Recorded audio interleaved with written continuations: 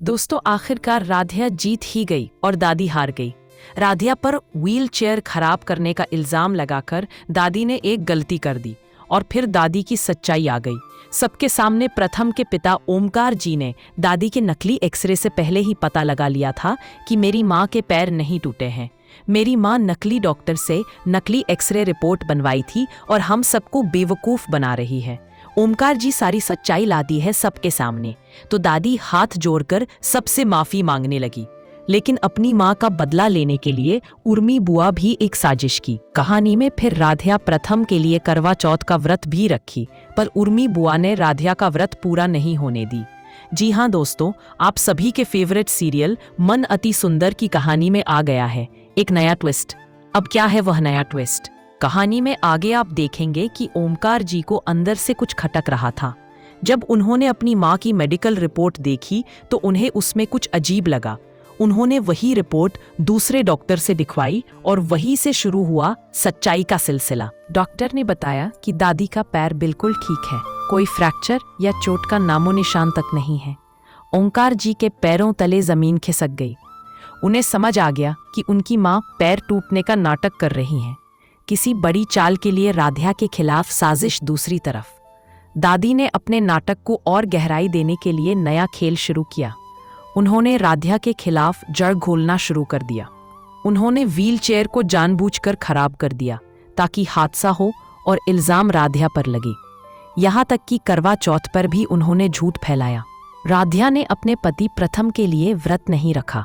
राधिया जो पूरे मन से उपवास कर रही थी, दादी की साजिश में फंस गई। पूरे परिवार के सामने उसे डांटा गया और दादी फिर से बेचारी बन गई। राधिया के चेहरे पर आंसू थे, लेकिन उसके मन में सच्चाई की ताकत थी। ओंकार का गुस्सा और सच का विस्फोट।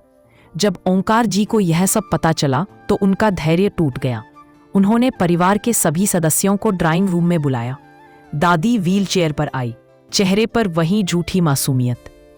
ओंकार ने हाथ में एक लिफाफा उठाया और कहा, माँ, ये आपकी असली रिपोर्ट है और यह है वह नकली रिपोर्ट जो आपने सबको दिखाई थी। कमरे में सन्नाटा छा गया। ओंकार ने असली रिपोर्ट सबके सामने रख दी। सभी समझ गए, दादी का पैर टूटा ही नहीं था। फिर ओंकार बोले, माँ, आपकी हिम्मत कैसे हुई इतनी अति मनसुंदर और सच्ची राधिया पर झूठे इल्जाम लगाने की? आपने इस परिवार की शांति को अपने झूठ से तोड़ दिया। दादी के चेहरे का रंग उड़ गया। प्रथम की माफी और रजनी की खुशी। प्रथम जो अब तक दादी के झूठ में फंसा हुआ था, सब सच्चाई सुनकर टूट गया। वह राधिया के पास गया। उसकी आंखों में आंसू थे। वह बोला, मुझे माफ कर दो राधिया, मैंने तुम्हारे प्यार पर शक करके बहुत बड़ी गलती की। राधिया कुछ नहीं बोली, बस उसके सीने से लग गई। पूरे मित्तल परिवार की आंखें नम थी। रजनी ने मुस्कुराते हुए कहा, मैं सही कहा था, राधिया मेरे बेटे की किस्मत है। मैंने उसे अपनी बहू बनाकर कोई गलती नहीं की। मैं हमेशा से राधा को बहू कम बेटी के रूप में ज्यादा मानती हूँ। मुझे पता है कि राधिया कभी गलती नहीं कर सकती। जब माँ जी ने राधिया के ऊपर इल्जाम लगाया तब मैं दिल से राधिया को माफ कर देती थी, लेकिन दादी को यह ना लगे कि मैं राधिया का पक्ष ले रही हूँ, इसलिए मैं राधिया पर थोड़ी नाराजगी जाहिर कर देती थी। अंत में दादी के झूठ का पर्दाफाश हो गया। परिवार में शांति लौट आई।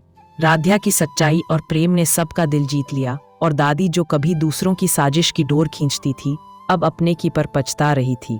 मन अति सुंदर की यह कहानी यही सिखाती है कि झूठ चाहे जितना सुंदर क्यों ना हो, सच्चाई की रोशनी के सामने टिक नहीं सकता। दोस्तों, अगर आपको आज का यह वीडियो पसंद आया हो तो वीडियो को लाइक करें और चैनल टीवी शो मित्रा को सब्सक्राइब करें। धन्यवाद।